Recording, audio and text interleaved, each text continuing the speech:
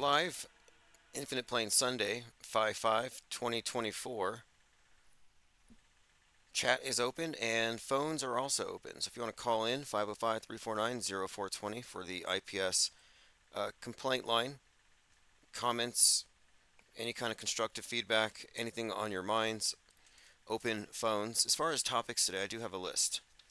We've got, let's see, Nick Fuentes back on X, which I'm only bringing it up because it connects to a few other characters that I think are worth talking about. Andrew Tate, for example. And I think what Andrew Tate, Nick Fuentes, and their ilk represent falsely, I mean, they're basically scammers, but they're presenting this idea of a holy warrior, these MAGA holy warriors, nationalist, ascetic incels, rejecting Barbie feminism, etc. But they've gone so far to where they're anti-hedonic, anti-joy. They are, or Andrew Tate specifically, has made the point that people who are doing it for anything other than procreation are in some type of, I guess we'll say, a fallen state. I mean, very moralistic, but the premise of it is basically that they are pure, holy warriors. And this also ties in, I believe, to the fighters like Ryan Garcia, who was at the Bohemian Grove and described what happened there, and others on the mixed martial arts circuit who are basically openly anti-satanic, anti-deep state. They believe in QAnon. It's all connected because there's a direct correlation between the deep state and the great Satan. Because QAnon radicals have replaced the Quran radicals. We have the domestic ISIS that has been created right in front of us. I think I just heard the crack, Gwen. Thank you very much, Multi C Zero Dagger. I appreciate the support. Buzz Dean says the volume is low on his end. Interesting. We've been having a lot of volume complaints. And then afterward, people say, the people complaining are just making it up. So what I would suggest is refresh and, well, let's find out. Let's find out, is it simply Buzz Dean's computer or is everyone experiencing low volume today? And if so, I'm going to make good on my suggestion of purchasing a new microphone. Michael Cervantes says it's okay. Look, I don't mean to ban people, but we've had a lot of people doing this lately, and I'm starting to think it's a trolling campaign. So what I'm going to do is we're just going to time out the trolls for the time being. All right, everyone else says it's okay. Yeah, write down their names. Write down their names. These have got to be feds. This is some new tactic. They're trying to undermine what we're doing here. All right, let's continue. They used to say it's buffering. I mean, I've done it before. Me and some friends, we've gone into various chat rooms and we're like, hey, you're buffering, your volume's low. And you can really throw people off if that's your intention. So we're talking about incel holy warriors. Okay, there's something going on here. Gremlins. Yeah, Buzz Dean sounds like a Fed name, says Michael Cervantes. Most of the bot names are like a random name with a bunch of numbers. Like they don't know how to change their user handle, their username. All right, let's continue. Dude, Buzz Dean could be Buzz Aldrin.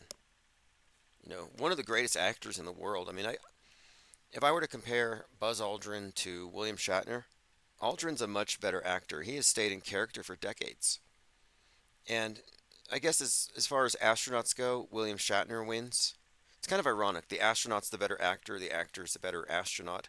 But that's because being an astronaut is simulating existing in various space environments. And I would say Shatner is far more well traveled than Buzz Aldrin, who took his single $33 trip to the moon. That's how much they actually paid him, or they charged him $33. Okay, I think we've got something going on with Gremlins. I really do. Every few seconds, I'm hearing some kind of issue. Sounds like a USB cable is given in and out. Eddie F says, what are your thoughts on what might happen towards the election in November? Well, the Joker comes out on 10/4. We can look. If we're going to trust General Michael Flynn, we're going to have an uprising, staged riots. But as far as my thoughts, people are going to vote for a guy who believes in fake moon landings or a guy who's so compromised he can't tell the truth. People will follow whichever lying Pied Piper massages their cognitive bias and makes them feel better. I mean, it's a completely irrational thing to go to the voting booth. It's the definition of insanity, but it's an indication of how mind controlled you are. If you're voting, you're mind controlled. All right, so we do have, again, some kind of an issue. I'm going to try to resolve it really quick. If you're hearing it, it's a USB cord is being gnawed on. I think it's on the inside of the computer. There's a gremlin in there, and it's chewing on the wires. Thank you, Ted Stryker. Appreciate the support there. I've been working on a couple of projects here, which, if you didn't know, I mentioned this the other day. I don't know if I even archived it. I did a live stream. We were simply talking about what's going on with the case management meeting for my lawsuit versus Google, YouTube, and Marcus Goldfinch. And I'm actually pleased that they bumped it forward 60 days. I didn't have to put in an extension because of the difficulties I've had with serving one of the parties. I have more time to build a case, more time to enlist the aid of an attorney so we can pursue all the different avenues here because it's not just a civil suit for stalking. There are criminal implications that have to be brought out. And generally, you go with the criminal first and then civil. But in this case, he hasn't been caught yet.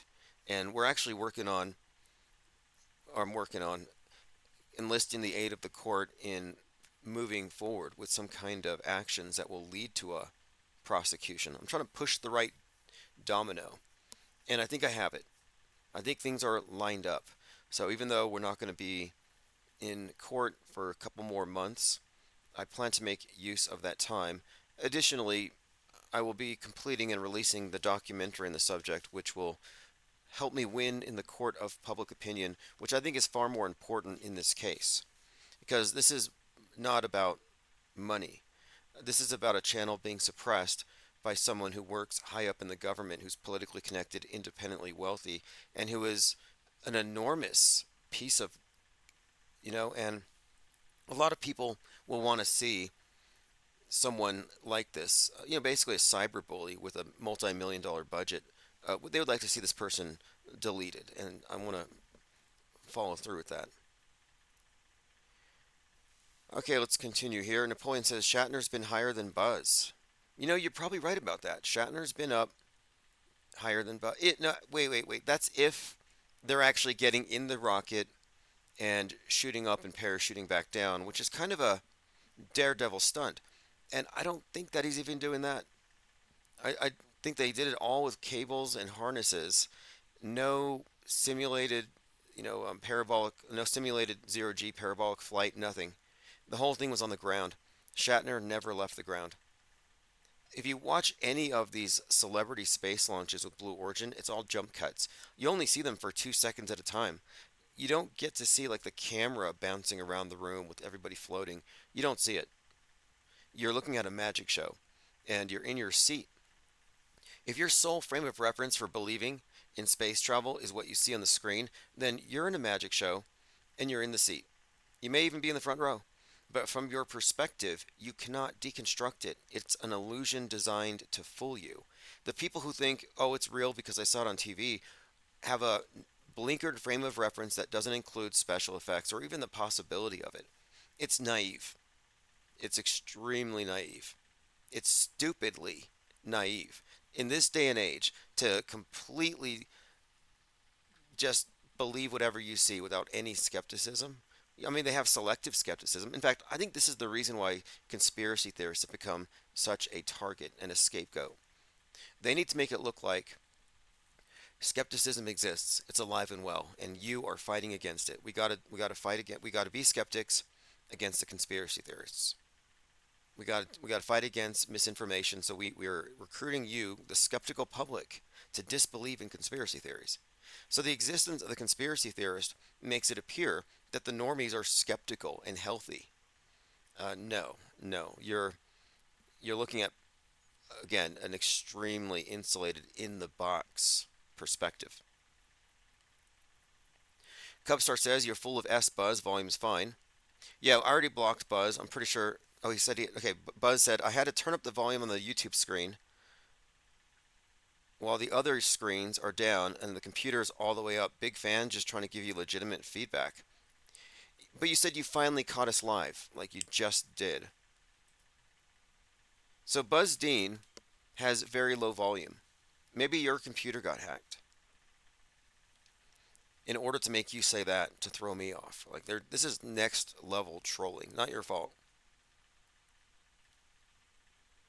Kevin Moring says, "Did you see the horse that won the Kentucky Derby was number 3 in a three-way photo, finish 33." God, got crisis horses now. Even the animals are being recruited into the psyops.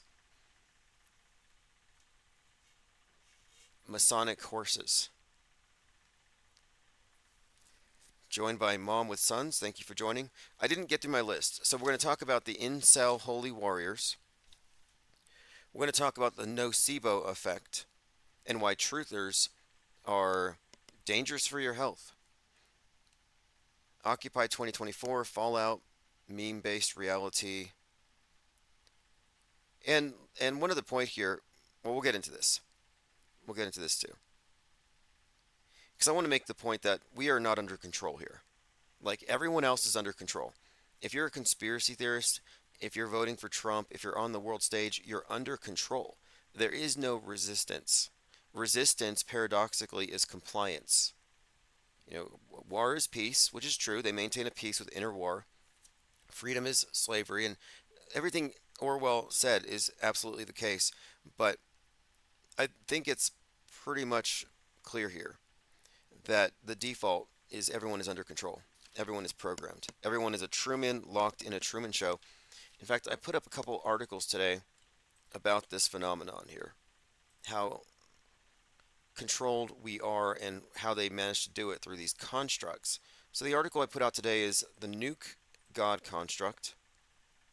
And the image there is generated by Bing, and it's got this mushroom cloud, angry God, a bunch of people praying and doing ducking and covering drills, like basically worshiping this thing. And the other one I put up today is conspiracy theories, psychosomatics, and the nocebo effect. And this has to do with fear, weaponized fear, and the idea that truthers are actually fear spreaders by design, and that you can get their second-hand paranoia, and it can make you sick. And it's somewhat analogous to smokers in a way. You know, because if you think about it, marketing has been tarnished by its use in marketing deadly things like cigarettes to people. And people are like, that's not fair. You're selling people on stuff that's bad for them and people around them. Well, I would argue that conspiracy theories in general are very much the same. It's target marketed bad toxic ideas, and it's sold as some kind of rebellion. It's sold as counterculture or as liberation, like women's lib, symbolized by the cigarette, the freedom torch, courtesy of Edward Bernays, relative of the first CEO and one of the co-founders of Netflix. So a public relations stunts turn cigarettes into liberty sticks or liberty torches. And similarly, conspiracy theorists are seen as sort of rebels, counterculture, etc.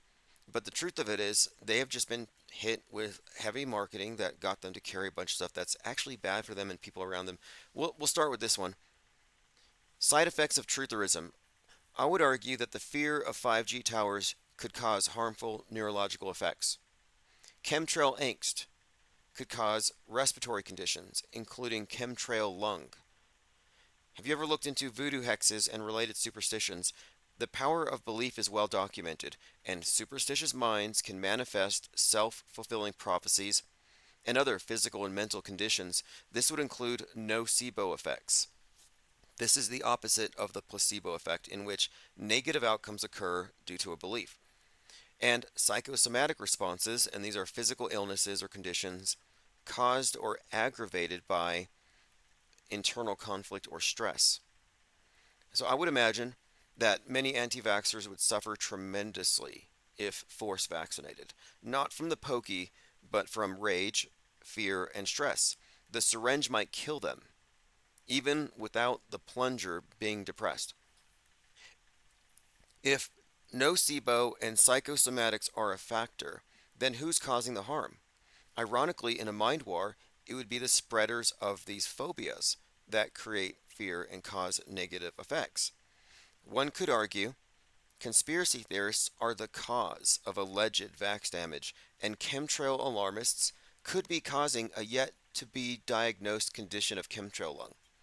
That the truthers are fear super spreaders unwittingly doing Big Brother's dirty work, like infected zombies seeking to access the brains of the uninfected.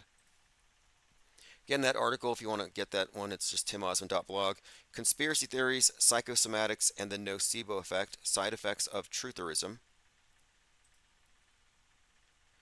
Let me catch up on your comments.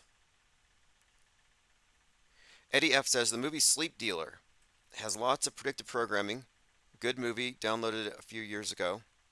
I'll take a look at that one. They want us to work in VR sets. Yeah, we're certainly moving there. You can see the progress, and it is progressing.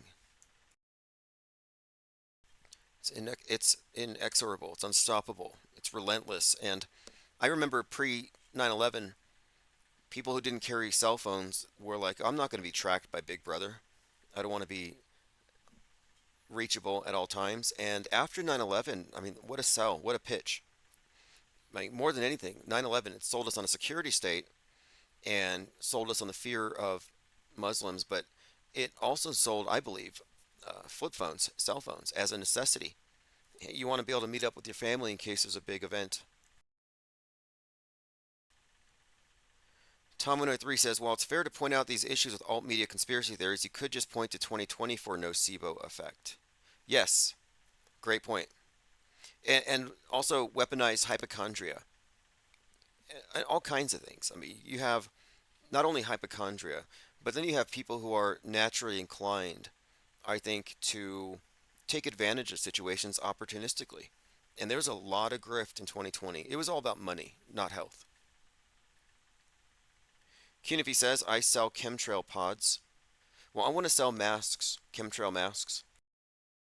It'll filter out the barium and aluminum. I'm surprised they don't wear masks. And I don't mean to be, mean about it. I guess I was kind of chastising chemtrail truthers. It's like, when are you going to become activists? The climate change agenda has been around for a long time, and they've been called out many times for a lot of things. But look, at least they're doing something. They're gluing themselves to planes. They're throwing tomato sauce on paintings. They're setting themselves on fire. They're laying down in the streets. And what are you doing to raise awareness for geoengineering? Nothing. Sorry, I'm actually respecting Greta and Al Gore a lot more than any of these chemtrail alarmists. Tomino3 says, quote, mass hysteria seen as main threat from bioweapons, 2001 article. Oh, interesting. The response to the thing being worse than the thing. Fascinating. I often refer to Saul Alinsky Rules for Radicals number 9. The threat of the thing is worse than the thing. And as long as that's the case, they don't have to manifest it. They only do it once in a while. They flex every 19 years, I think, or something like that. Like 9/11, 19 years later, do this. I don't think they have to hit us with a big spectacle, except once every generation. Post 9/11, they were referring to it as the Pearl Harbor of this generation. And the generation that was experiencing their first Pearl Harbor knew of Pearl Harbor mostly from the terrible Ben Affleck movie that had just been released. Now, these are not coincidences. These are not instances of synchronicity either. The reason why you have movies that correspond to these psyops is the same reason you have drills that correspond to psyops. It's all scripted. And when you say scripted, there are people who just it's like their programming jumps in and they want to stop the conversation. Like they used to stop us from saying crisis actor. Truthers didn't want us to say that. No, we're supposed to believe in the real victims. And we're reaching this new area where people are hearing the word scripted, and I'm seeing reactions against it. And they say, there's no way that's possible. And I can point to many things that would tell us that not only is it possible, I can demonstrate it to be true just by referencing your latest mass casualty event. Are you telling me that this wasn't planned in advance? The script wasn't written in advance? Of course it was. And it becomes a scene in the historical narrative. Our history is being written by the news media day by day. We watch them like a reality TV show, implementing fake event after fake event. And sure, there's real news and real journalism, but it's all built upon the edifice of lies and framed by the same monolithic editorial board, whoever's behind it all. Nothing gets in that is from without the closed system. So, no, what we're saying is not a stretch. We have actually cracked the code here. Predictive programming is a form of advertising and marketing and conditioning, nothing more. Mom with Son says, I watched the Leave It to Beaver about the voodoo curse last week. Now, I'm very interested in the subject of synchronicity, and I definitely pay attention to these other theories about what explains media, but we have to really refrain from reaching for the mystical or supernatural when there's something more mundane, because the supernatural and mystical are camouflage. These explanations actually conceal the perpetrators behind it. And when you think it's synchronicity, it's easy to overlook it. Not that synchronicities aren't real or don't happen. I mean, they happen all the time. And I'm endlessly intrigued by it. In fact, a couple days ago, I was referencing the documentary movie with, I think it's, what's his name? DeFranco. It's 127 Hours. Now, if you haven't seen 127 Hours, James DeFranco, it's about a hiker who gets his arm jammed between a couple of rocks and he's stuck for that long, and then he has to hack his arm off to escape. And I had referenced this, or I had seen a reference to it. I watched a trailer for it, and I actually heard the person who really went through this. I heard him talk about it in a speech. So here I am just listening to this story about 127 hours. Then later that day, I was listening to an unrelated podcast about cutting one's losses when you realize that a business relationship or a personal relationship is failing. There's a point where you might have to hack your arm off. No help is going to arrive. So I'm listening to this podcast, and this person references this 127 hours. So, okay, I see it first, then later in the day I hear it. So there's two instances of it. Then I go for a hike with a friend, and I'm on these boulders, and I made this joke pretending my arm was stuck, and I basically said that if my arm was stuck, I would gnaw it off. I mean, in the movie he chopped it off, but I said I would gnaw it off, and obviously I was joking. So I made a joke about chewing my arm off, and then we're leaving the open space, and on the way out, getting in my truck, driving away, a hiker walks past, and this hiker has a prosthetic right arm. So I'm like, okay, that's just weird. Two instances of this subject. I reference it myself, and then we see somebody in the hiking area where I was just mimicking this thing, with a prosthetic arm. So what does that mean? Well, it's a synchronicity, I guess, but you could say cognitive bias, but it's highly improbable. But is there a deeper meaning to it? Well, the deeper meaning to it may have to do with what I was listening to on the podcast about cutting losses. That's what it probably was meaning. But my point of it is, I observe these strange patterns and synchronicities, and I realized, yeah, some things are unscriptable. You have to be in the right place in the right time. But that's far different from predictive programming, which, if you don't take into account how they manipulate the timeline, you would think that these are genuine, synchronistic, unexplainable events. All right, let's continue. Elephant Tusk says, if you ever go into self hypnosis, you can view the contents of your subconscious mind, and it's a wild experience. Oh, yeah, think about all the stuff that has been data dumped into your mind since the advent of X or Twitter, doom scrolling. I mean, the collective id is pandemonium right now. That's why when someone suggested the other day that I go out to the desert and do some acid, it's like, no, I'm not gonna. Reality is psychedelic enough. I want to remain tethered to objective reality. I don't need any kind of escapism.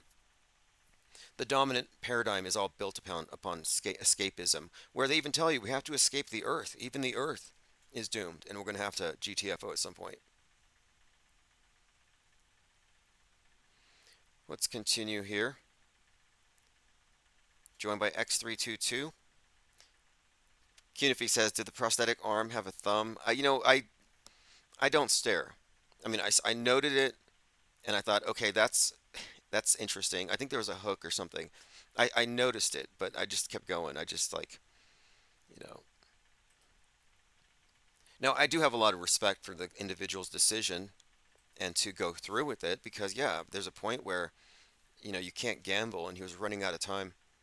If you haven't seen it, I recommend it, and I would recommend listening to the individual speak about it, about how he describes how he processed the pain.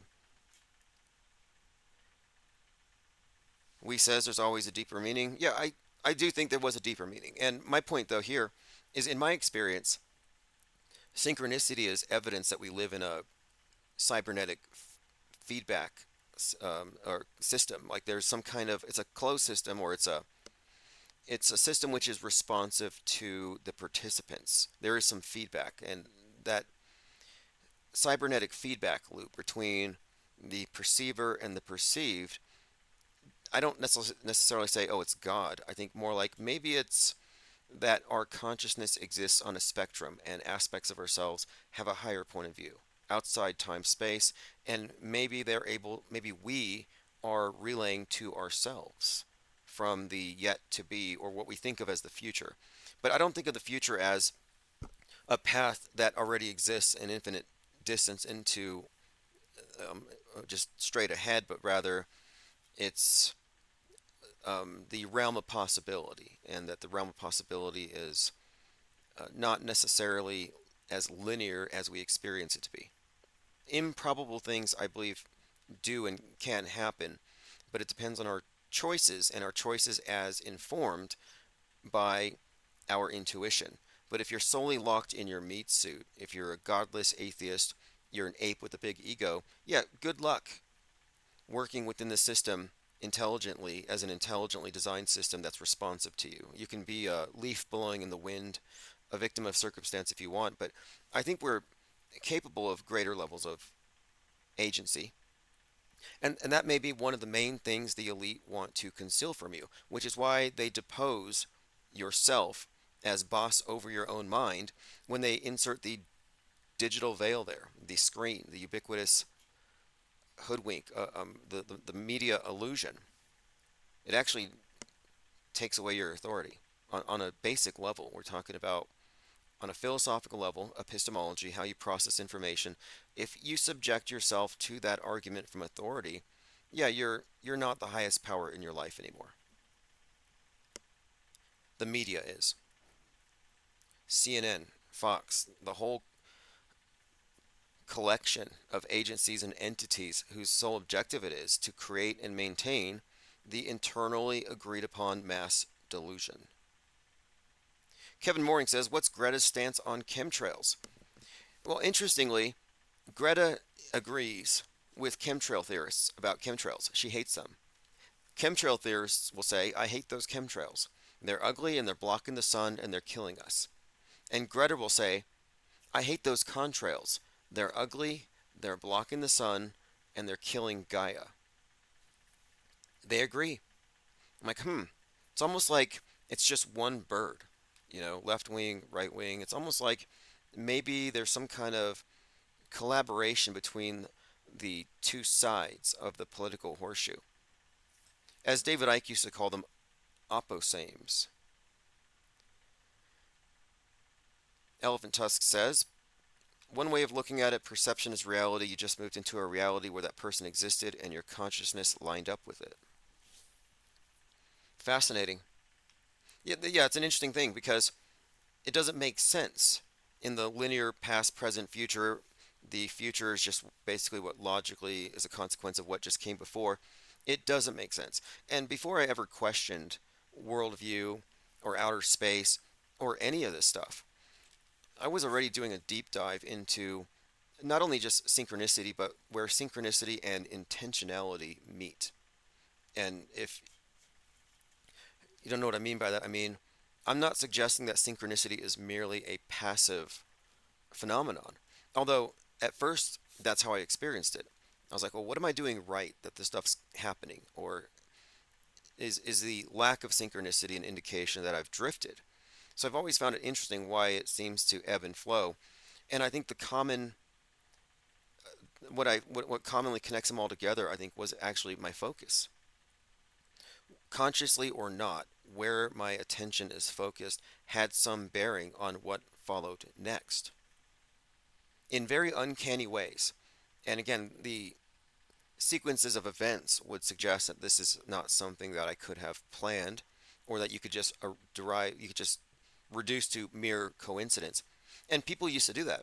I would have dozens of these things, situations, events that I would describe to people, and those who would take the time to listen, because most would say, oh, it's just a coincidence. You look too much into things. You're thinking too much. Why are you thinking? Those who would sit down and listen would listen patiently, but then the next time we would speak, it would be like the men in black had erased their memory of it. So it wasn't even processing. And this is not something you could diagnose as apophenia or psychopathologize it as some kind of misfiring in the brain, because my contention is that these synchronicities are the result of a consciousness that is not merely confined to the brain in the meat suit, but rather information that is actually outside of it, transcendent, aware of things that are inaccessible from your perspective, but are accessible by making choices informed by this. Again, I say higher, but I don't know if that's the appropriate term, a higher or a different level. Let's continue here. We says you're right on with your intimations of multiple aspects of self. The higher self can see future probabilities and render assistance if one is open to it. We know in the last few months I've had these synchronicities, starting with this movie Griselda, where a character referenced a book called Labyrinths, and he's talking about time and linear time being an illusion, and some can break the cycle. And he's got the scorpion on his hand and the watch, and these labyrinth synchronicities piled up. And I watched this movie called Saltburn, where at the end there's a murder of an individual dressed like an angel within a labyrinth beneath the statue of a minotaur. And then I started having these synchronicities with minotaurs. And I looked it up. I was just trying to determine, what this could mean. And I go out for a drive and I see this truck in front of me. And the license plate just popped out because it was conspicuous. It only had two letters, ID. So I'm thinking, what the heck does the Minotaur mean? And then I see id. So then I start thinking about the Minotaur in the labyrinth. And I just watched a movie at someone else's suggestion called Everything Everywhere All at Once. And it's a movie about accessing improbable circumstances through essentially understanding that the yet to be isn't a linear path, but it's a labyrinth. And you navigate it with the choices you make. And it's an interesting movie because it's like she's gaming reality by making these, um, by doing certain actions that make certain improbabilities probable. Kind of like sorcery or magic, but in a more science fiction kind of framework. But anyway, I'm thinking about this idea of the labyrinth, and then the Minotaur shows up, and I started thinking, well, maybe the Minotaur then, the id, it would represent the subconscious drivers and motivations for one's actions, those that are rooted exclusively in the time space matrix, in the terrestrial survival, in the meat suit, the bestial, which is what the Minotaur represents. It's in the dark, it's beneath the surface, and it's locked within this prison. And what I think I was getting out of this whole thing was, as long as you're existing at the level of the beast, you're not going to have the ability to exit the prison like nature of things. You'll be, because the definition of freedom is options. The labyrinth is suggestive here of limitations, perhaps even endless cycles of repetition. But as I go through these synchronicities, I find that they do tend to convey messages, and it was just suggesting perhaps, and this ties into something else. I don't want to get too deep into this tangent, but just to give you an example of why I've arrived at this, before the labyrinth thing, I was actually sitting in a parking lot writing in my notebook about intention and how it tends to, color what comes back. And I was thinking, well, I don't want to spend my time focused on things that might have collateral damage. That's actually what I was thinking about will, intent. And as I'm sitting there, I noticed that I'm parked in the parking lot of a Goodwill. And so, based on that, I go in, and the first thing I see is a mirror. And the mirror, of course, when I was thinking about in my notebook, when I was writing about intention and will, I was describing our vision of reality as like a mirror, and how it's an image that, it's merely an image and a reflection, and not to get, too caught up in it. But I go into the Goodwill and I see a mirror, and it has this wooden frame, and it says, live, love, laugh on the frame. And just as I look at that, the song on the radio has a chorus, and the chorus is live, loving, and laughter by a band called, I think I had the name. So I had here it is, by Donovan Frankenreiter. Life, love, laughter. So life, love, laughter, live, love, and laugh on the mirror as I go in Goodwill. So anyway, what I'm saying is that I've noticed oftentimes that there are indications that our intention and our focus in some way determines outcomes when it comes to the realm of possibility and probabilities. And this is why I think our dominant paradigm is ruling out synchronicity, rules out any kind of effect of the observer. It's disempowering. I think it's designed to be that way. And in fact, if anything, the concept of magic is really based, if you look at the definitions that are accepted today, it's based on influencing events by the exercise of the will. And how is it exercised? Well, primarily through choices. One Eye Jack has joined us, says, is this from last night? No. It might be. It might be. Depends on, let's see, it's 5/5/2024. Match that up with your clock here. Make sure you're in the right time and place. There's a lot of people rolling in the chat. We'll go ahead and... Elephant Tusk says, the mirror was owned by a basic bitch. Interesting. I don't know what that means. I just have this reoccurring theme, though, with all this stuff, because I used to listen to people and they'd be like, you're reading too deep into it, or you're crossing the line here. What I used to be told, you must think you're very special or important. And like, why does the default have to be you're not, or you don't matter? And I don't mean special or important as in like singular or different than anybody else. I'm saying that maybe, sort of like, in a way, we all have, I guess, untapped potentialities. We all have things that we haven't perhaps looked into. And collectively as a species, I think we're reaching a point where a lot of us are getting a lot of information we didn't have before. We're being immersed in mass media in a way that's unprecedented. And it just seems like now more than ever, I think people would be able to understand these concepts, not just rule them out. And before I came across live streaming and talking to people online, I never encountered enough people that had anything even comparable.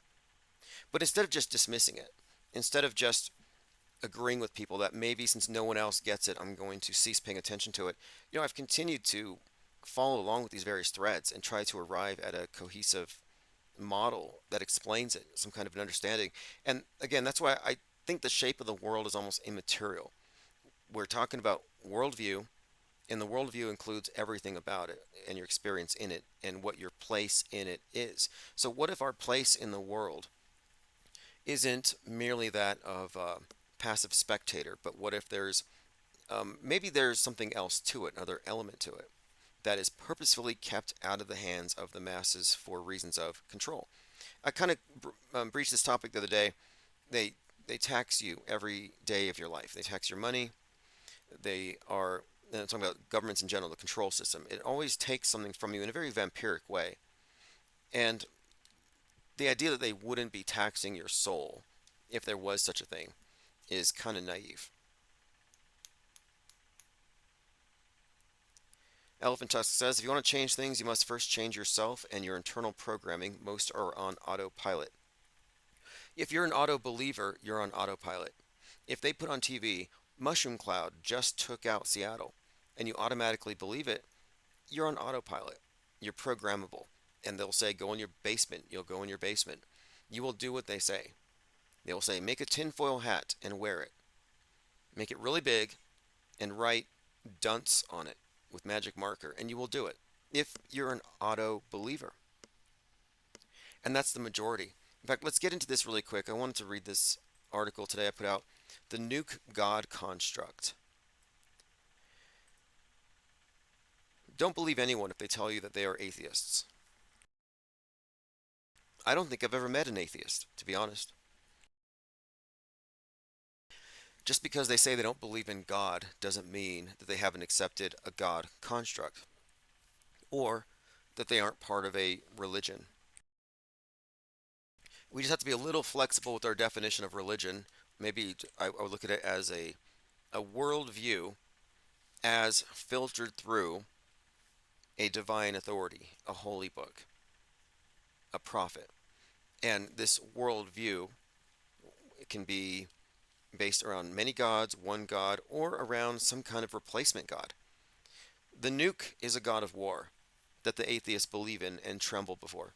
It's similar to Gaia, another angry god construct, and one that the cult of scientism worships more fervently than most Christians worship their God.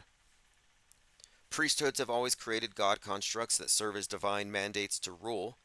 Religions have always faked miracles and used the illusion of speaking on behalf of a higher power to attain earthly power.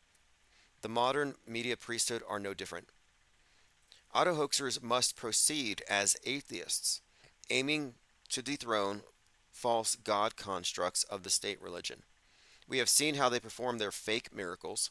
The news is bent, that is, prefabricated, and we can account for all the, quote, eerie coincidences of predictive programming. Predictive programming can be likened to a form of advertising for marketing, events, occurrences, and the news events making up our mass agreed upon shared delusions. Our history is written in advance and played out on the world stage via psyops, perception management stunts, and media fakery. This is instrumentum regni, control via superstition and fear.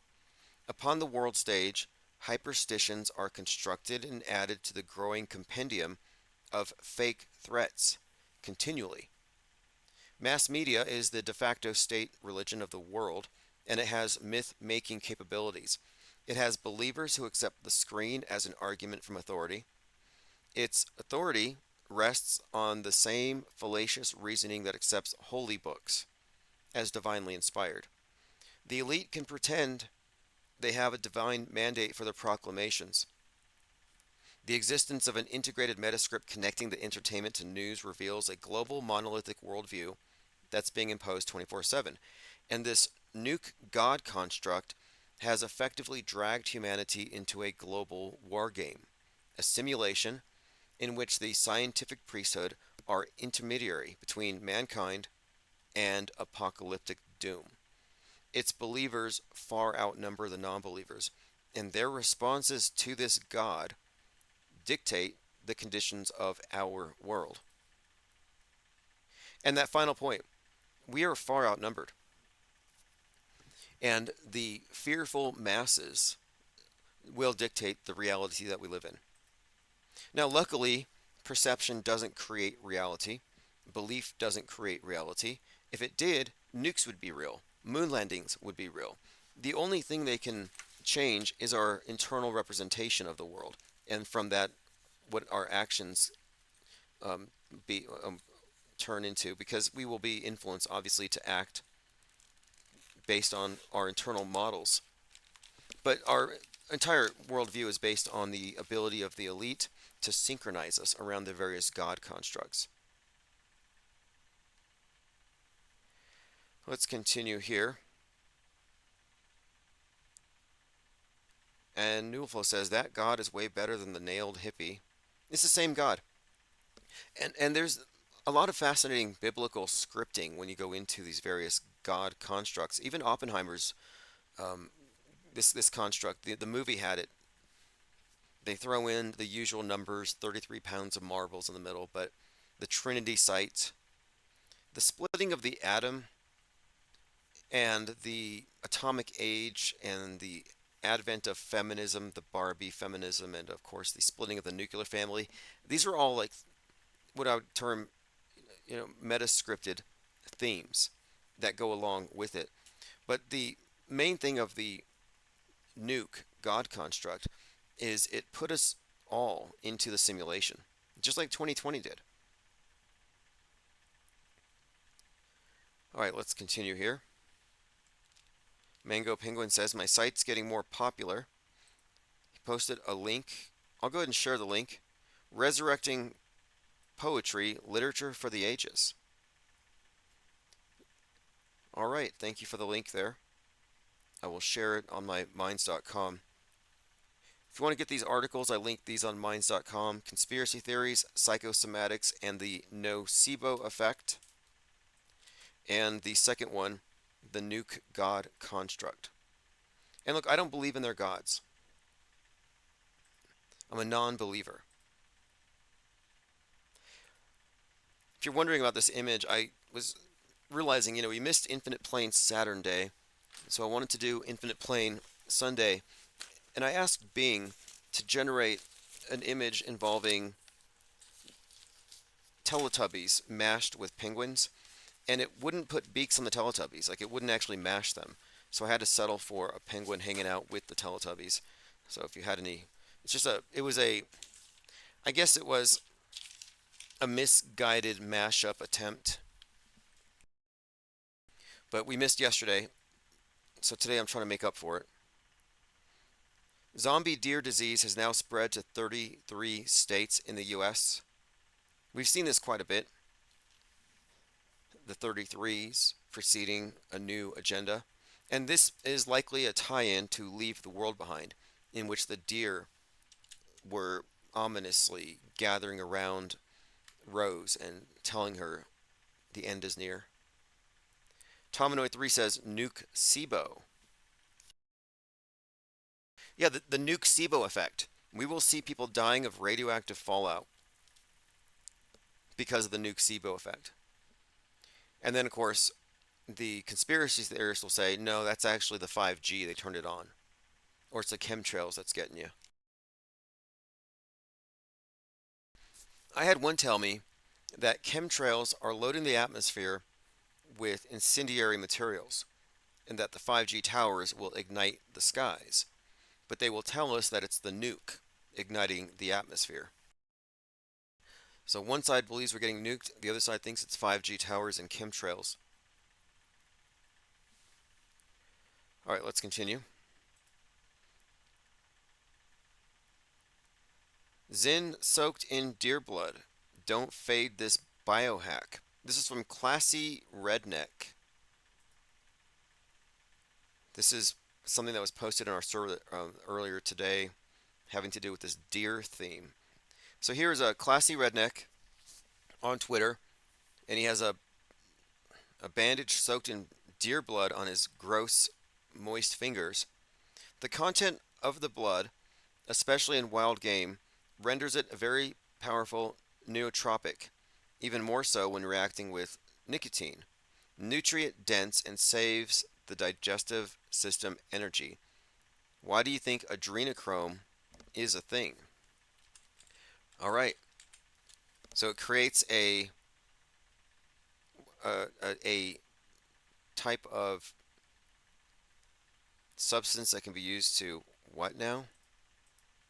It's a biohack. So you smoke cigarettes while drinking deer blood, and it will help your digestive system and your energy. Just some good folksy wisdom here. Oh, here we go. This is the article. Anti-agers are drinking deer blood, and it's a dangerous fad. This is posted by Violet, who said, I can see the Magas drinking fresh deer blood and then getting a rage virus. One Twitter user said, oh, nootropics, smart drugs. So a user on Twitter said eating deer blood gave him brain enhancing effects. Me drink deer blood, me smarter now. Yeah, I'm sure. I want to read his tweets. I want to see if the quality of his tweets have improved since he started ingesting this. Let's look at the article. Health nuts are drinking. You can't call them health nuts. I'm sorry. Fattists, maybe. They're drinking deer blood to stay young, risking deadly zombie disease, warn experts. Experts are warning against a gruesome health fad in which people drink deer blood in the hope of turning back the clock on their brains and bodies. Doctors have warned that engaging in this odd wellness, quote, hack could expose you to a terrifying zombie deer disease, a growing threat in the U.S. The zombie-like disease causes symptoms like fatigue, drooling, difficulty walking, disinterest in food, so you might lose a little weight. Some authorities have warned that it's possible the disease may pass from animals to human following contact with blood from a sick deer. Okay. Twitter user has a picture of a Zyn nicotine pouch soaked in deer blood. Okay, that's what that thing is on his finger. It's a nicotine pouch dipped in deer blood, and then he wears it on his body. 33 states in America and parts of Canada have seen reports of the zombie deer disease in its populations. I can't believe I'm saying this, says an ER doctor, but do not soak anything in wild animal blood and put it in your mouth. He followed this by saying, quote, this is how zombie apocalypses get started. All right, this guy, again, classy redneck, has nicotine pouches soaked in deer blood as a, quote, biohack. Moving on.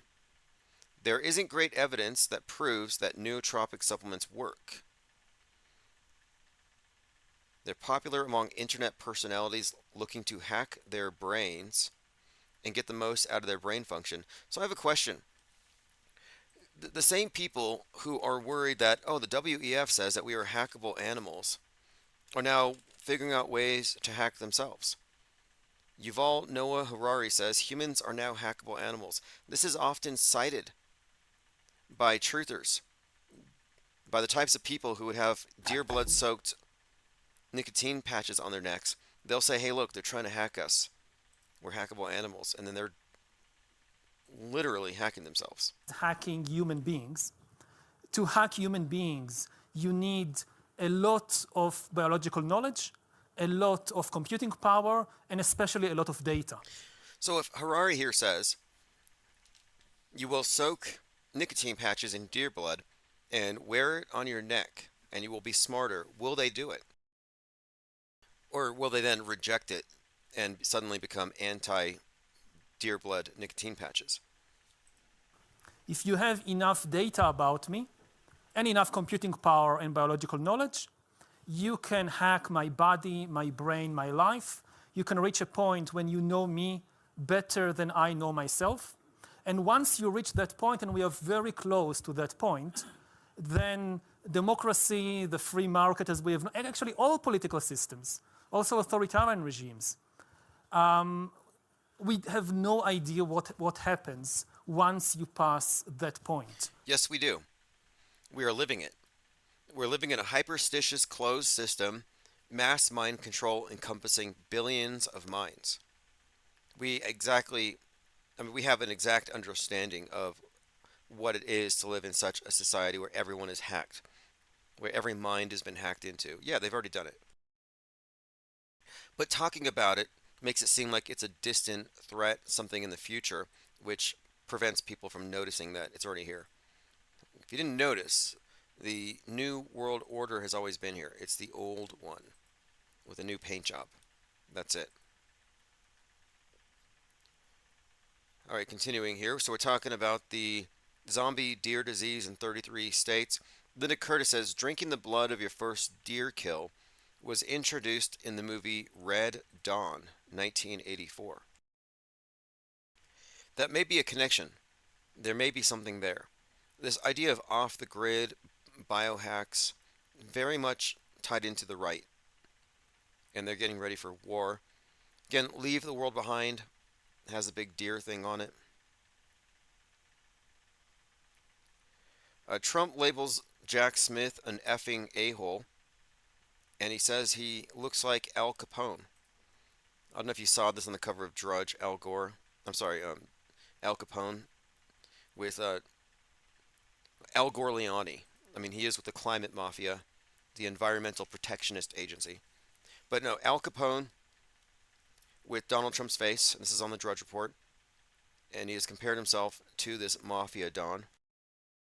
And I believe this ties into what we have been saying before he was ever compared to a mafia don, that he is a bad don. It's a reference to the Antichrist scripting that has gone into him. But he slammed the Gestapo administration that wanted him jailed. He name checked the front runners in the race. Well, we'll see. Someone is asking, what do I expect for the rest of the election year?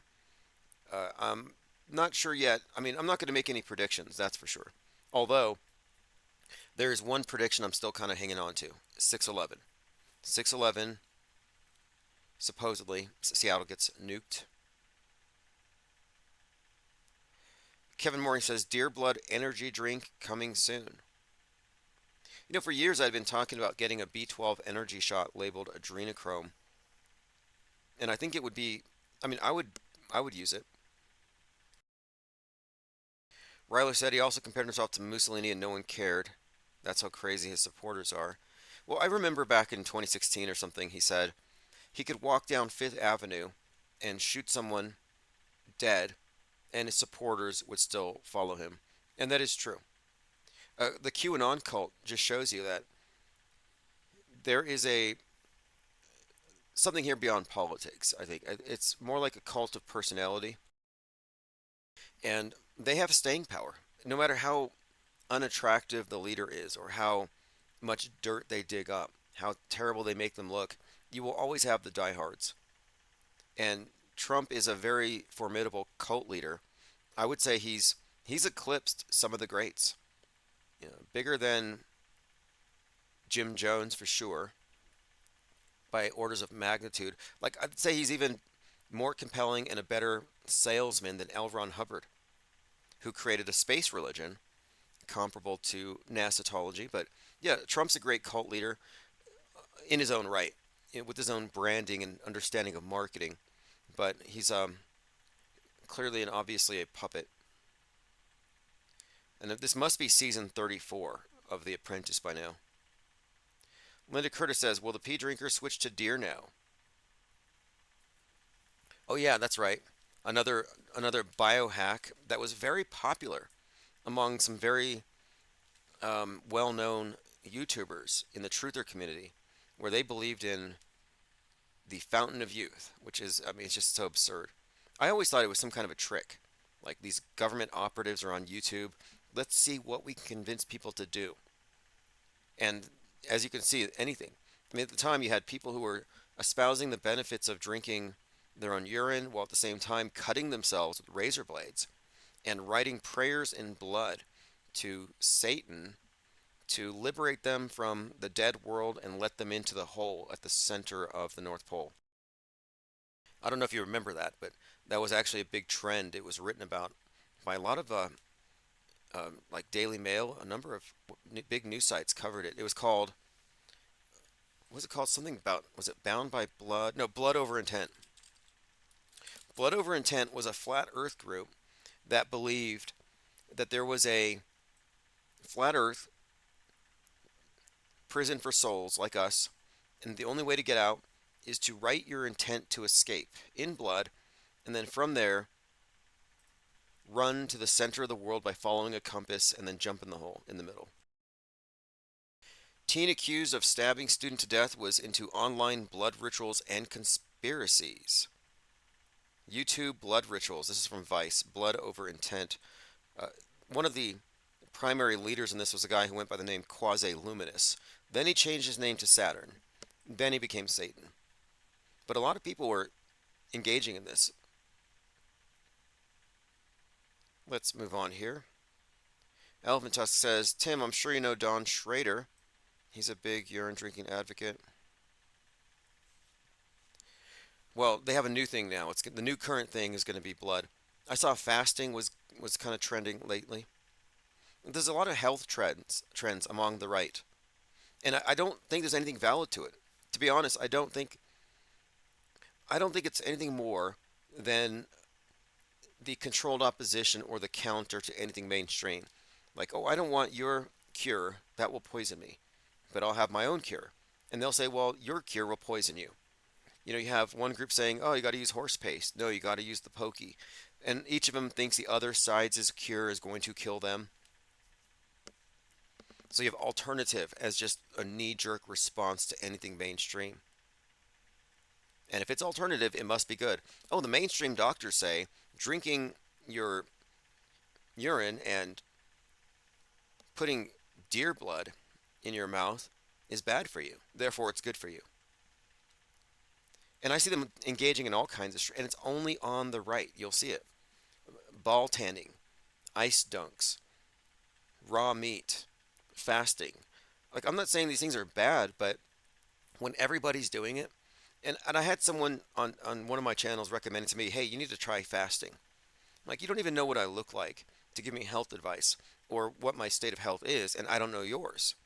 Like, how do I know that you even exist in the meatverse? You might just be a pure metaverser in your matrix pod. Maybe you don't even leave your house. So I'm not going to take health advice from somebody on the internet.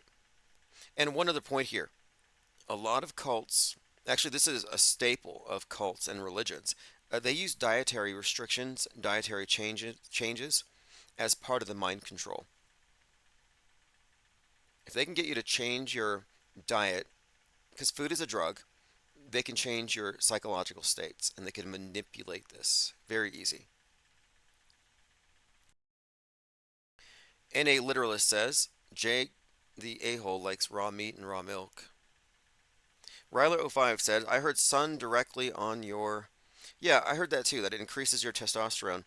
And again, this ties into toxic masculinity on the right. All by design.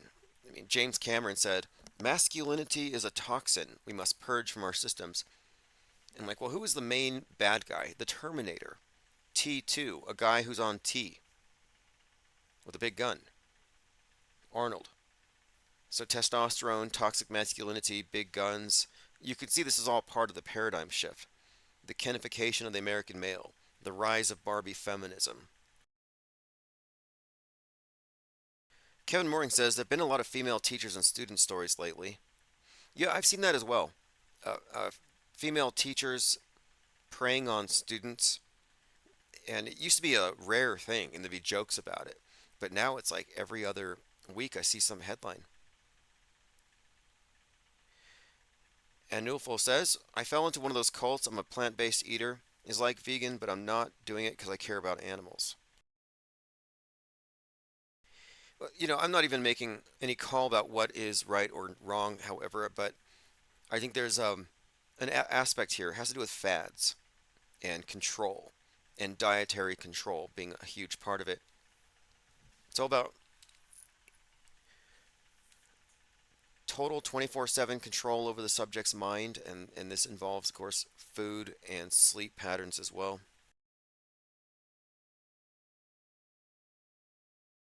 All right, let's continue. I want to stick with my Twitter feed and minds.com. This is a pretty good one. This was sent to me by Mr. Here we go. So hopefully I can open it. It's on Instagram. Mr. Trustworthy here sent this to me. Okay, here it is. It's a show that was called Disjointed, but it was cut off after this one broadcast. And what he sent me was, are the scriptwriters helping or hurting My guess is they only include lies in their lessons to appease their corporate bosses who would never approve undiluted truth to be aired. So this is a very interesting skit. Every time a new baby is born, the Federal Reserve issues a secret birth certificate printed by a company called the American Bank. That way, the government can use people as currency to back the debt they have with the World Economic Forum, which owns the central banks of every nation on Earth. But the WEF is just a front for the Council on Foreign Relations, which masterminded the 9/11 attacks as a pretext to invade Iraq, take the oil, and install fast food chains to make people slow, fat, and easily abductable by the shape-shifting reptilian aliens it works with. Now, back in the 30s, FDR made a deal with these reptilians to exchange people for technology. That was the basis of the New Deal. But ever since, they've been slowly replacing all the world leaders to create a nuclear holocaust to make global warming real for their takeover. That's how they made up the Cold War, by sending Leica to space to bite Neil Armstrong while Kubrick was faking the moon landing. Now they're using satellite waves, contrails, and measles vaccines as mind control, and fluoridating the water to keep people's gold fillings intact so they can be sent back to, you guessed it, the Federal Reserve, where all the gold and birth certificates are stored by the real puppet master, the world monarch, who is himself only the servant of the all-seeing eye who controls everything in the world. That's from Disjointed. Love the laugh track. I didn't hear anything wrong with that. And the show was canceled shortly after that. Fascinating. Disjointed was canceled soon after this scene was broadcast. Do they put the truth in our faces? Yes, they do. They always have. It's exoteric. You have to have the initiated interpretation. Now, I didn't make too much of this. Darius Morris, ex-NBA, dies at 33, TMZ Sports.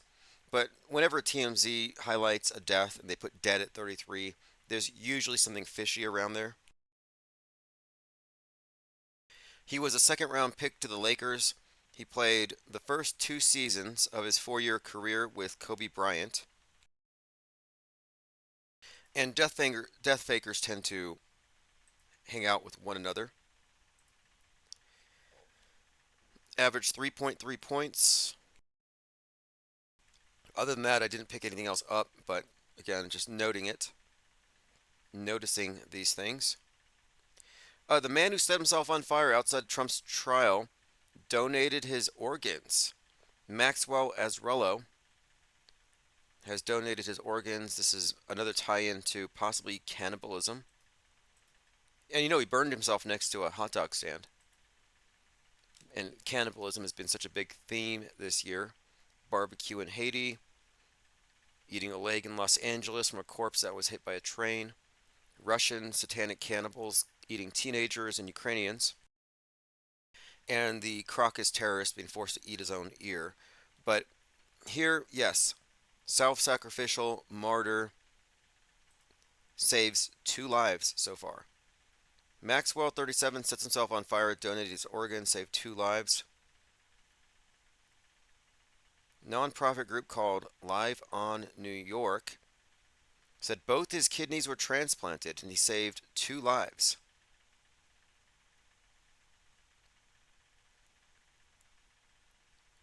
Let's see if there's any new information about him. The main theme here is that conspiracy theorists are dangerous. And in his case, his bumper stickers tell it all. This is a revolution. Trump is with Hillary and they're about to fascist coup us. That's what he was warning us about. So kind of a bipartisan. Here's a picture of him with with Bill Clinton. I'm just amazed at how short he is compared to Bill Clinton. How big is Bill Clinton? Maxwell Azrello's diminutive. Just noticing. Here he is with his mugshot. Obviously fake. Now, he did spend 3 days in a psych ward, so that's new. He spent 3 days in a psych ward before any of this. Again, there's a strong correlation in the minds of the mass media between conspiracy theories, mental illness, and immolation. And this would tie into this magazine cover. This was shared by Osher. This is in Las Vegas, the Las Vegas Weekly. Digital rabbit holes lead to violent extremism.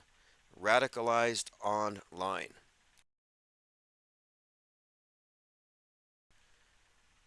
And Newful says, on the Mexican border, you can literally buy hot dogs made with human meat.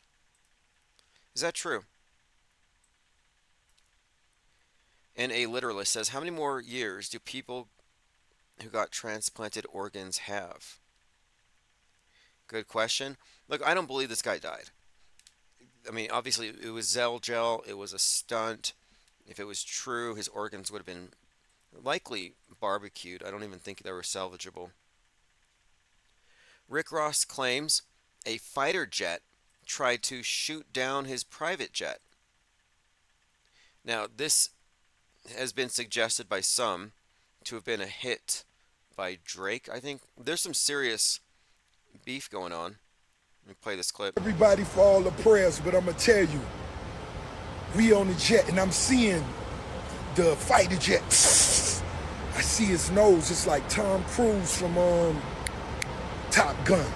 I seen his nose. I'm seeing him in the cockpit. And I'm like, damn.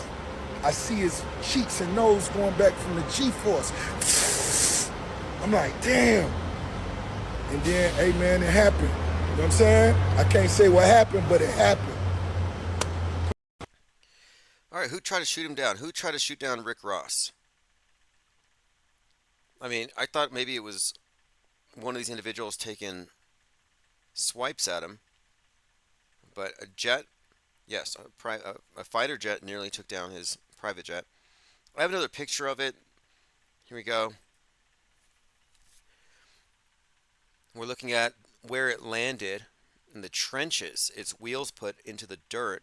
Rick Ross N33055. So there is a conspicuous 33 in it. I don't know what that means. Now I have a video here. I think this is related to the farmers. So I understand. Oh, this is a chemtrail video. Sorry, this is not related to the Rick Ross. All right, let's move on. Eddie F says, ever seen the movie Wall-E? Everyone is obese in that movie. Yes, Wall-E is a must-watch. I have to put together a list of must-watch movies. Wall-E is about a communist revolution. I mean, it looks like sci-fi. But what happens is, because of capitalism, human beings have covered the entire planet in trash. Space junk has blocked the sun. So the Earth is just a big ball of trash, surrounded by a shell of trash. And the remaining humans are on board a big ship, like Noah's Ark. And while they're on this ship, they're watching screens and they're seated in recliners while robots attend to their every need. Their muscles atrophy in space since they don't need them, and they become blobs. So these blobs are just gorging themselves on whatever slop is coming through that straw, and they're watching the screens, contented. And this goes on for 700 years. Well, during this time, there's a robot called Wall-E who's on the ground cleaning up the trash, boxing it.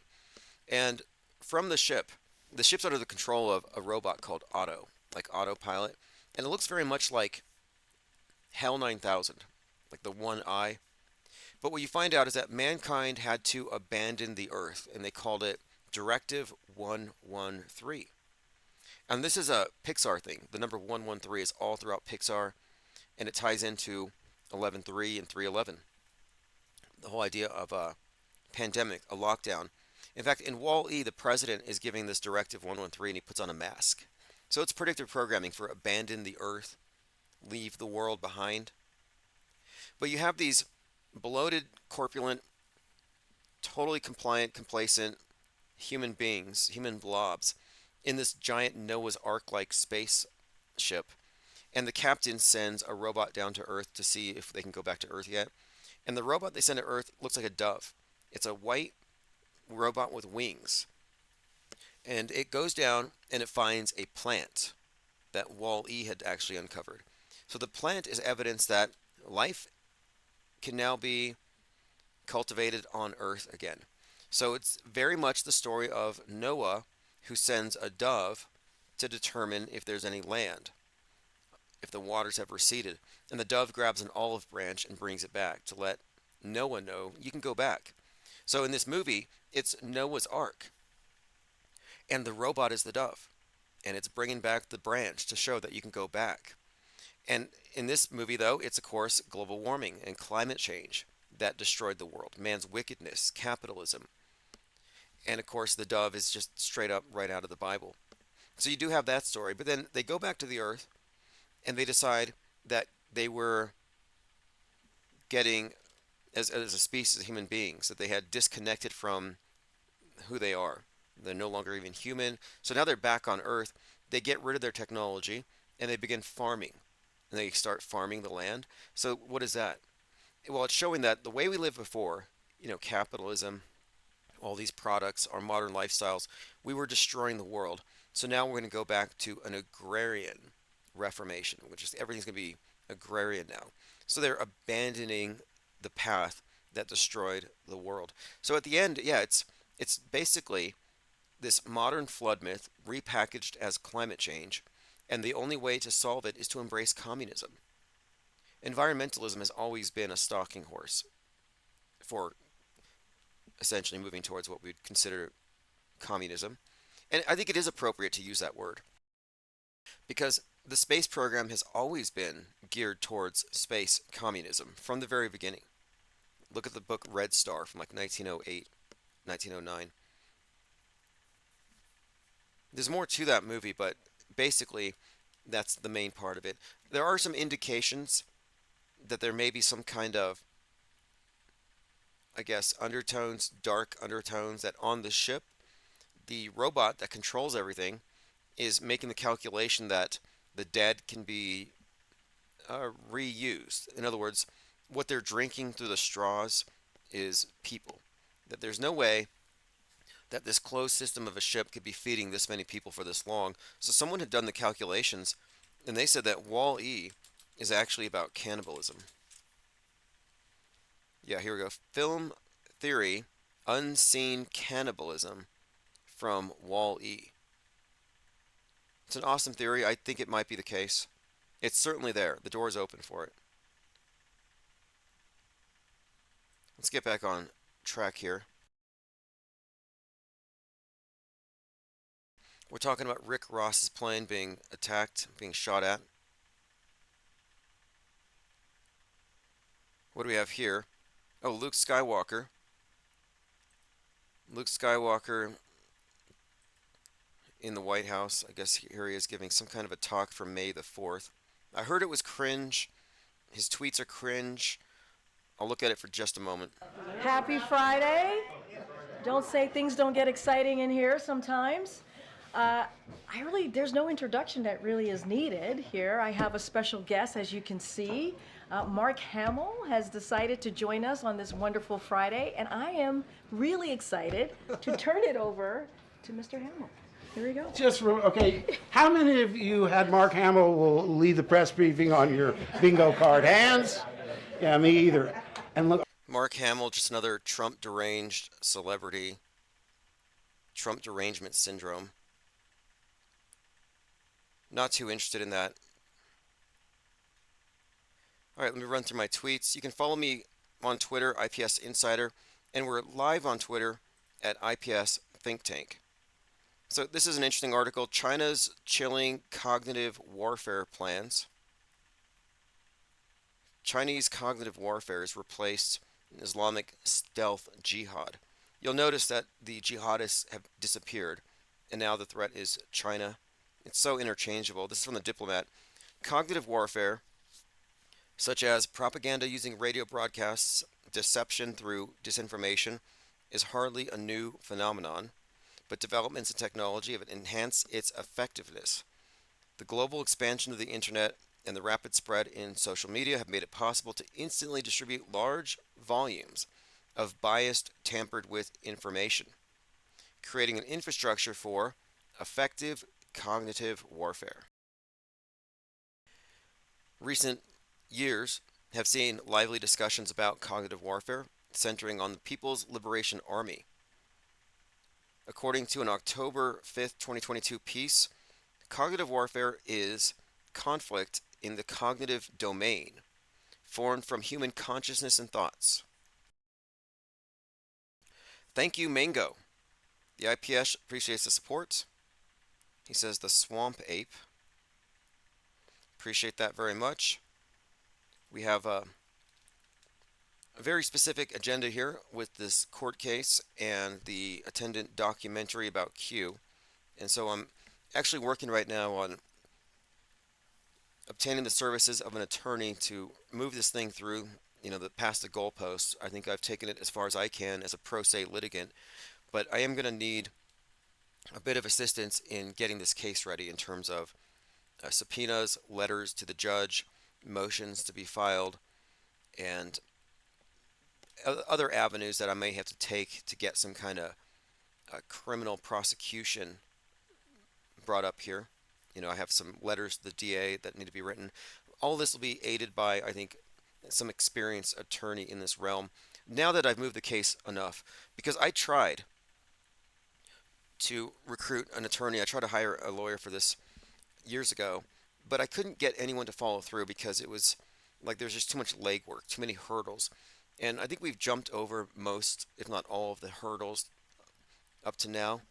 And I think at this point, I could pitch this whole project, this lawsuit, both civil and criminal, and get this thing the attention it needs from someone who specializes in that field. Because I'm not a lawyer. And I did try to get assistance on this stuff, and I've had to learn a lot of trial and error. But anyway, my point being, all channel support is going to go into victory in this regard.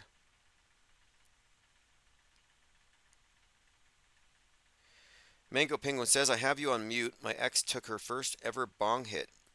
We're watching Pepe Flicks. Another time we'll discuss apes. Sounds good. So we're talking about misinformation being weaponized, cognitive warfare, mind war. That's what we're talking about, mind war. And the existence of mind war escapes most people. They don't even notice it. Like, this isn't something that's coming. Like, oh, they're going to use these covert means of influencing us, and they're going to infiltrate our minds. This is all a ruse. You realize that China has a fake space station. America has a fake space station. They know, and in other words, their space program is very well aware that our space program is fake, and vice versa. How is that for cognitive warfare? They've already tampered with our minds. They've already tampered with our worldview. They've already put us into a false paradigm. Everything else they're talking about here as a hypothetical has already been standardized and implemented at a level much deeper than the types of influence they're talking about being possible here. No, it's far more pervasive, far deeper. This is not something to be worried about.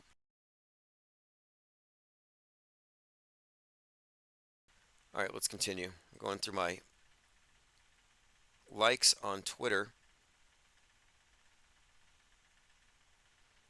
In 5 years, oh no, we'll skip that. Here, this is good. JB Metalogic has pointed out some things. We were talking about James Cameron a little while ago. Here's from the Terminator 2. It says, caution 9/11. Many of you have seen this. And then you have this explosion, which is actually, it's two explosions because the bridge has the pole in the middle, the column. So this is a scene from Terminator 2. And of course, the Terminator going after John Connor, JC, the Savior. We've analyzed the story to death. This is a big T where the explosion happens. But what he's pointing out here is that in the movie it says caution 9/11. The same bridge in real life doesn't say that. They inserted that. And James Cameron's work is pretty well represented in the collection of 9/11 predictive programming. Titanic even more, where he's showing the Titanic splitting in two, sinks, has the jumpers, kind of like the Twin Towers sinking, and then on 9/11 he's at the scene of the Titanic wreckage, filming ghosts in the abyss. But what he wrote here is, caution 9/11, Terminator flick Cameron wrote and produced, and Dark Fate has a new killing machine called Rev 9. Revelations 9 has Revelations 9:11, the Abaddon, the gatekeeper of the abyss. In Latin, he's called the exterminans. So the Terminator. You got Apollyon, which and Abaddon. This is all from Revelation 9:11. And so Rev 9 is one of his killing machines. So this is a further connection here, like Terminator T2. I remarked before, the T is a cross, and the 2 and the T create the symbol of Saturn. And we've been describing this reoccurring theme and persona and character, and this is just another example. And the fact that Revelation 9:11 refers to an abyss, and Cameron is filming a movie called Ghosts in the Abyss at the Titanic wreckage. JB said the abyss is where the Watchers and Titans are trapped. Now what's interesting here is last summer solstice, you had the Titan submersible going down to the wreckage, to the abyss, to the wreckage of the Titanic where it imploded.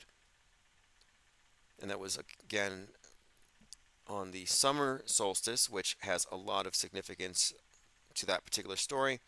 And I suggested that James Cameron directed that psyop. And he did come out and comment. And that's when we learned that he had made 33 dives to the Titanic, in between staying at his $33 million mansion.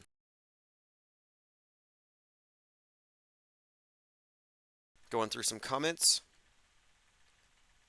Diana South says, space actors like Mark Hamill, just an actor astronaut. Mango Penguin, swinging lightsabers and firing beams into space. Yeah, it's a thing. Yeah, it is a thing. What could be more anachronistic than a sword fight? You know, I mean, I think these are great movies, I guess. I'll have to rewatch them. The Mandela effect missed the whole point when they talk about the scene with Luke and I am your father, or Luke. What is it? It's I think the Mandela effect belief, he says, Luke, I'm your father, but what he says is, no, I'm your father. Big difference, right? Reality shifting. But what they're missing is that Luke is the sun and Darth is Saturn, and that you really just seeing an updated version of an astro-theological fairy tale, a myth. You're looking at the mystery religions being presented through science fiction in an esoteric form. But that's why Luke has his hand chopped off, the lightsaber, the light represents life, like the Death Star, Lord of Darkness rules the night, Luke Skywalker, like the sun walks the day, hand getting chopped off, yeah, that's Prince of Darkness set, when the sun sets, dismembering the sun, and the part they can't find the sun god's severed phallus. That's the severed lightsaber. And Luke then falls, and he hangs from a cross in Cloud City with his severed hand. And then he's picked up, and they fix it, and they put his sword hand back. But in the myth, the sun god is buried, and they put an obelisk on his grave to symbolize the lost lightsaber. All right, continuing. We're just scrolling through my Twitter feed. This is again a reference to Terminator 2. James Cameron is one of the top metascriptors of our time. Probably as reflected in all the future events as even Stanley Kubrick. May 4th was the anniversary of the Kent State shooting that was in Ohio. They were protesting Nixon's Cambodia invasion. So 4 crisis actors fake died 40 some years ago.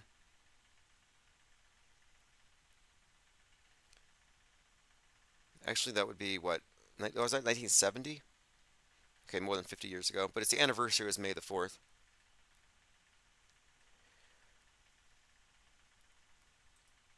All right, I'm going to open up phones. If anyone has any comments, it is 505 349-0420. We have 23 people listening at the IPS Think Tank, 3 at DLive, 70 at YouTube, 5 on Twitch, and about 24 over there on Odyssey. If you're on Odyssey and you want your comments to show up on the screen, I would recommend jumping on over to the official IPS YouTube channel, and your comments will be heard. Additionally, if you're a member of the IPS YouTube channel, your comments are read first, and they're specifically addressed when I do my IPS morning deprogram. And that is what this is. It's not a program, it's not a show. This is deprogramming. It's a critique of the world stage production as such. Alex Jones shared this. He said, "What is happening here?" And it's a bunch of military vehicles, and it looks like, well, it is. It's fog being jetted out of these things, these massive fog generators. Now, he didn't know what it was. He said, "What is this?" And if you look at it, it's ominous. It's like, what is this? Are these vehicles gassing people? Are these chemtrails? What is this? Well, no, this is fog or smog. This is military grade concealment smog. When I was stationed at Fort McClellan, Alabama, we had these smog generators as part of my MOS in the backs of Humvees, and we would do these drills where we would get in position and completely obscure an area, which blocks it from drones, from laser sights, from visual contact. You can move people, personnel, equipment without being detected. It's impenetrable. It's like pitch black, but it's just white. It's impenetrable smog. And you can create it in vast volumes, and you can move around a lot of people, a lot of stuff. And when you look at 9/11, and they make a big deal about the smoke, the astronauts are like, "Oh, you could see the smoke from 9/11 from space." No, you were looking at smog, concealment smog. When they talk about 9/11 lung, oh, it was thermite in the towers, and the firemen were all inhaling it, and people died from whatever came out of the building. No, they didn't. No, they did not. That's exactly what this was, but it's just kind of one of these in-your-face things. Everything's so compartmentalized, but if you were in the military and you had any experience with concealment fog, you should be able to look at 9/11 and know exactly what you're seeing. Okay, so it's still early in the day. I'm going to be in How to kill all. I'm going to be in Discord. I'm going to be using the voice chat here shortly. I actually have to get back to work on the documentary. So I want to say thanks to all the commenters here in chat for Infinite Plane Sunday, just doing a catch up. Kevin Waring says, "Some think Cameron was the director of 9/11 because he was so far away that day." Yeah, that's interesting. Again, Cameron is one of the metascripters who probably helped carry it out as a special effects guru, among other things. But as a metascripter, sure, it was definitely the magnum opus of Stanley Kubrick, but there's a lot of Tom Clancy in there. There's a lot of James Cameron and many other directors represented in it. All right, this is Auto Hoax or GTFO. I'll catch up with you all later on.